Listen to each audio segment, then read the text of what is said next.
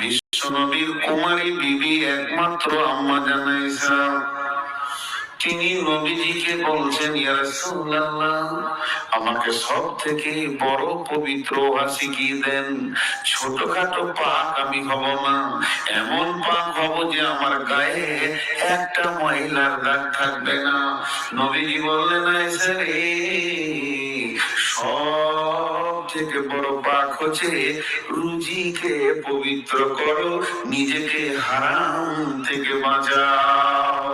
তার কারণ হচ্ছে আমিনুর মোহাম্মদের পাঞ্জাবিতে যদি কুকুরে পেশাব করে দেয়, শুকরের পায়খানা লেগে যায়, মানুষের পেশাব পায়খানা লেগে যায়, সাবান দিব পাক হয়ে যাব, আবার গোসল করব, নামাজ পড়ব, মেয়েদের মেয়ের ছবি না পাক ছিল আবার পাক হয়ে যাবে, ছেলে মেয়ে মিলন ঘটে যাবে, না পাক হয়ে যাবে, আবার পাক হয়ে যাবে।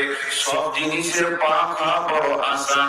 গোসল করে নিব, সাবান মেখে নেব, প্রসেসিং এ পাক হয়ে যাব।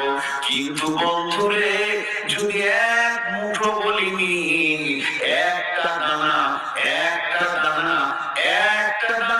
যদি ভিতরে ঢুকে গেছে হারাম, ওই দানা থেকে রক্ত হবে, মাংস হবে, শরীরে হাড়ি হবে, ওই মেয়েটাকে, ওই হারাম করে দেহটাকে পৃথিবীর কোন সমুদ্র পার করে দিতে পারবে না, কোন নদী পার করে দিতে পারবে না। অত যদি সাবানের সার্ফের ফ্যাক্টরিতে বাইরে ঘোরানো হয়, আর ভালো করে যদি কচলে ময়লা তুলে দেওয়া হয়, তাও কেউ পার করে দিতে পারবে না। পৃথিবীর 7টা সমুদ্রে যদি ওকে ঘোরানো হয়, ওকে কেউ পার করে দিতে পারবে না।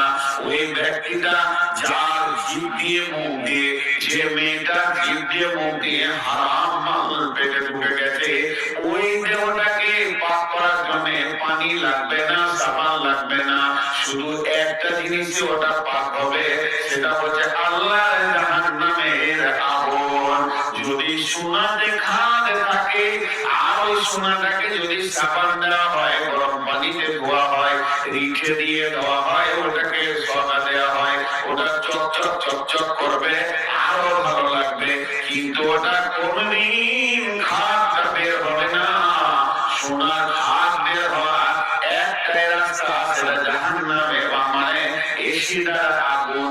যখন স্বর্ণকার এসিডার আগুন দেবে, ওর খাদ আলাদা হবে, শরীর আলাদা হবে। এমনি কোন হারাম করে হারাম খেয়ে যদি পৃথিবী থেকে, দুনিয়া থেকে চলে যায়, আমাদের মাঝে পৌঁছে যায়, ওকে পানি দিয়ে গোসল করে পাক করা যাবে না। ওকে পাক করার একটা, যদি নামাজি পরেজগার দিনদার হয়, ও হচ্ছে একজন পাক্কা জর্দাখোর, গুটখাখোর, ও হচ্ছে সুদখোর, ও হচ্ছে মাতাল, ও হচ্ছে জুয়ারি। পৃথিবীর গাড়িমালা থেকে নিয়ে, বেঈমানি থেকে নিয়ে, পঞ্চায়েতের টাকা থেকে নিয়ে, ব্লকের টাকা থেকে নিয়ে, চারিদিক থেকে মেরে মুড়ে যে হারাম খেয়েছে, ওই ব্যক্তিটাকে পৃথিবীর কেউ সাবান দিয়ে পাক করে দিতে পারবে না। ওকে জাহান্নামের আগুনেই পাক করা হয়। যদিও সে 5 ওয়াক্তের নামাজি হয়, রোজা রাখনেওয়ালা হয়, সলের সোনাকে তখনই আল্লাহ আনবেন, ওর ভিতর থেকে হারামটাকে আল্লাহ আগুনে বের করবেন। ওরে আমার মা রে, ওরে আমার বোন রে, তাহলে আম্মা জান আয়েশাকে নবীজি বললেন, সব থেকে বড় পাপ হলো রুজিকে পাক করা। আল্লাহ বলছেন, কাদ আফলাহা মান যাক্কাহা ওয়া কাদ খাবা মান দাসাহা। যে পাক থাকবে সে বেঁচে যাবে, আর যে নাপাক থাকবে সে ফেঁসে যাবে। এক কথায় বলি আপনাদেরকে, পৃথিবীর বুকে যত নেগেটিভ আছে হারাম, তার থেকে বাঁচতে হবে। সহজ কথা, পৃথিবীর বুকে যত হারাম, তার থেকে বাঁচতে হবে।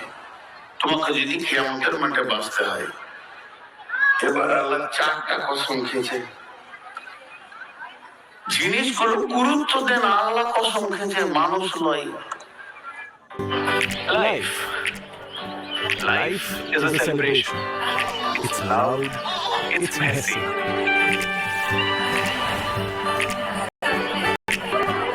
It's all about